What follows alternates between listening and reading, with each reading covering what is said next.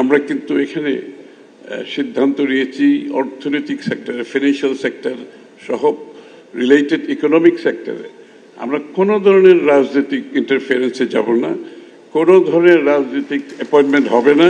I can assure you, একটু painful পিরিয়ডের মাধ্যমে আমরা যাচ্ছি, সবাই আপনারা জানেন ব্যাংকিং সেক্টরে কি হয়েছে, ক্যাপিটাল মার্কেটে কি হয়েছে, কারণ এটার সাথে ভেঞ্চার ক্যাপিটাল যারা ইনভেস্ট করে তারাও আসবে, এটার সাথে অন্যরা আসবে, সুতরাং দিস উইল মাল্টিপ্লাই, এই টাকাটা অনেক বেশি বড় উদ্যোগে যাবে। এবং আমি বেশি আনন্দিত যে এরকম একটা কাজ, যেটা আমরা একটা 1 কোটি লোকের এমপ্লয়মেন্টের কথা বলছি, আমরা ইয়াং জেনারেশন বাংলাদেশের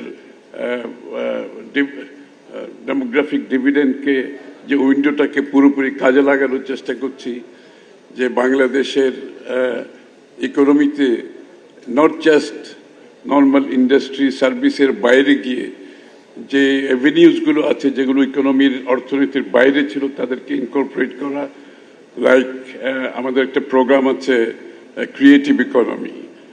এই প্রজেক্টের আওতায় আমাদের ক্রিয়েটিভ ইকোনমির অনেকগুলো কাজ করা যাবে। আমি বিশ্বাস করি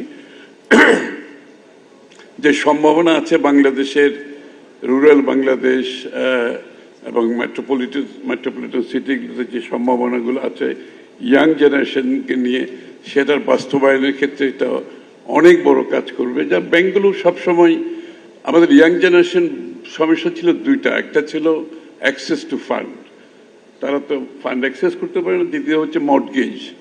তো দুইটাই এখানে মুক্ত আছে এবং এটার সিদ্ধান্তের যে প্রসেসটা বলা হয়েছে এখানে স্যাংশনিংয়ের ব্যাপারে অত্যন্ত ট্রান্সপারেন্ট, এফিশিয়েন্ট, প্রফেশনালি ডান। সুতরাং দিস ইজ ভেরি ইম্পর্টেন্ট। এবং একজন বক্তা বলেছেন আমরা কিন্তু এখানে সিদ্ধান্ত নিয়েছি অর্থনৈতিক সেক্টরে, ফিনান্সিয়াল সেক্টর সহ রিলেটেড ইকোনমিক সেক্টরে আমরা কোনো ধরনের রাজনৈতিক ইন্টারফারেন্সে যাব না, কোনো ধরনের রাজনৈতিক অ্যাপয়েন্টমেন্ট হবে না।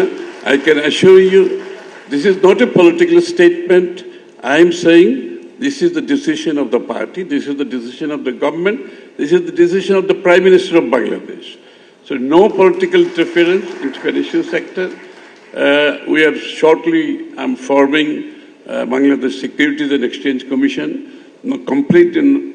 completely non-political, and everything, all other banking sector যত appointment হবে পুরোপুরি প্রফেশনালি করতে হবে, যাতে অ্যাকচুয়ালি মানে political appointment is a short-cited approach, এটা নিজের বিরুদ্ধেই কাজ করে, কোনো শুধু সরকারের পক্ষে কাজ করে না, সরকারের বিরুদ্ধেই কাজ করে।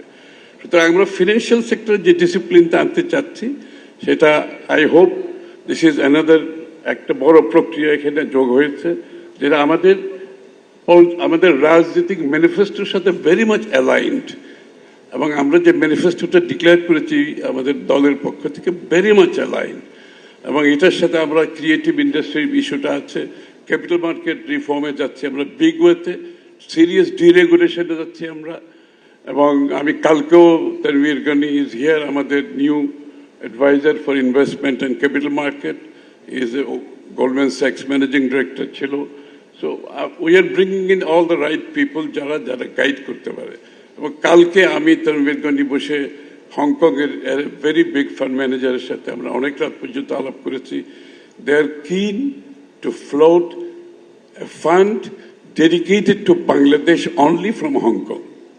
So this is something happening, and JP Morgan is here again in a big way. JP Morgan has decided to work with the partnership with Bangladesh government. So financial sector যে আন্ডার ক্যাপিটালাইজেশনগুলো আছে, private সেক্টরের under capitalisation আছে, ব্যাংকগুলোর under capitalisation আছে, এগুলো bank রেজলিউশনের মধ্যে আমরা নিয়ে আসছি। এবং will have IFC from World Bank, private sector branch. We have JP Morgan and the government is also setting aside a fund. All together, the banking sector, financial sector যে একটা সমস্যা সৃষ্টি হয়েছে সেখান থেকে বেরিয়ে আসতে হবে আমাদেরকে। বিকজ প্রাইভেট সেক্টর যদি আন্ডার ফান্ডিং হয়, ব্যাংকগুলো যদি আন্ডার ক্যাপিটালাইজ থাকে, at the end of the day আমরা অ্যাচিভ করতে পারবো না।